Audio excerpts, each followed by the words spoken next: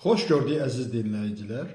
Məhz Yerevanda keçirilən Avropa Siyasi Komitəsinin iclası doğrudan da çox lazımlı idi bizim regionumuz üçün və bununla bərabər həm də oradan kifayət qədər mesajlar verildi ki, və mən də o mesajları istəyirəm yavaş-yavaş sizə çatdırım. O mənada ki, yəni bu mesajlardan birini də biz məhz Macronun, məhz Fransanın prezidenti Macronun orada birbaşa Rusiyanı hədəf alan açıqlamaları da çox maraqlı idi və bu onu göstərir ki, bu günləri Qafqaz, həm də artıq bütün Qafqaz ölkələri, Azərbaycan, Gürcüstan, Ermənistan da burada olmaqla və Avropanın maraq dairəsindədir. Bütün Avropanın ora gəlməsi də bunun göstəricisidir. Yəni dünyaya mesaj vermək istəyirlər və əsasən də Rusiyaya mesaj vermək istəyirlər ki, biz buradayıq və biz bura üçün maraqlıyıq. İstər Ermənistana gəlmək, Ermənistandan sonra Azərbaycana gələn Kaya Kallas olsun, digərləri olsun və Azərbaycan da bu siyasi birliyin içindədir və ondan kənara çıxa bilməz. Mən bu barədə kifayət qədər açıqlamalar vermişəm indiyənə qədər ki, bu bir siyasi gedişdir, bu bir geopolitik vəziyyətdir və bizim oradan çıxmaq şanslarımız da yoxdur. Biz sadəcə olar ki, onlarla əməkdaşlıq etmək və bunları biraz da inkişaf etdirmək.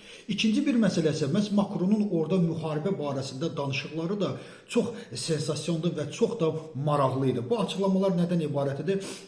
Macron hər dəqiqə başı bildirmək istəyirdi ki, sanki Ermənistan baş naziri Paşinyanın seçki kampaniyasını aparırdı. Belə bir açıqlama verib ki, 8 il bundan əvvəl bura gəlləsi deyildi, heç kəs bura gəlmirdi. Çünki bura Rusiyanın bir dalanı idi, çünki bura Rusiyanın bir troll şəbəkəsi idi. Amma bu günləri bütün Avropa ölkələri bura gəlib, Qafqaza gəlib. Və yaxud ki, müharibə məsələsində bildirir ki, baxın gördünüzmü, müharibə etdiniz, Rusiya sizin yanınızda olmadı.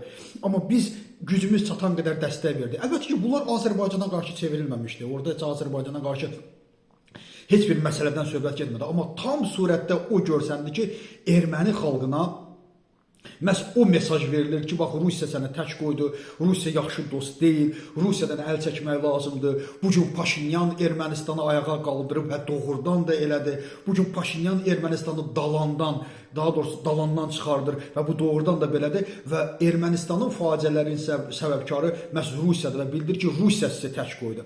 Yəni bu Ermənistan baş naziri seçki komissiyası kimi qiymətləndirmək olar və bu seçki komissiyası da əlbəttə ki, bizə də sərf edir. Çünki biz də istəyirik, biz də Azərbaycan hökuməti də əlindən gələn qədər Ermənistan hökumətinə kömək edir ki, istər yanacaq olsun, qaz olsun, bütün bunlar əlbəttə ki, Ermənistanda Paşinyanın yenidən seçilməsinə təkan verir və mən bildirmək istəyirəm ki, bu doğrudan da Avropanın bir demarşıdır. Rusiyaya qarşı artıq İran sadəcə olaraq qıraqdan izləyəndir. Rusiyaya qarşı bir demarşıdır və bildirmək istəyir ki, bizi burada gələ bilirsən gəl, amma onu göstərir ki, vəziyyət əlbəttə Paşanın qalib gələcəyinə hələ ki şübhə yoxdur, amma Rusiya onun haqqında nə düşünür? Hələ də təhlükələr var. O təhlükəni həyata keçirdə biləcəkmi, bilməyəcəkmi bunu zaman göstərir. Amma əsas məsələ ondan ibarətdir ki, bugün Avropa, Qafqaz mənimdir, Qafqaz mənim əməkdaşlıq yerimdir və Qafqaz ölkələri Avropanın bir hissəsidir kimi gür-gür, bərk-bərk mesaj vermiş oldu. Təşəkkür edirəm.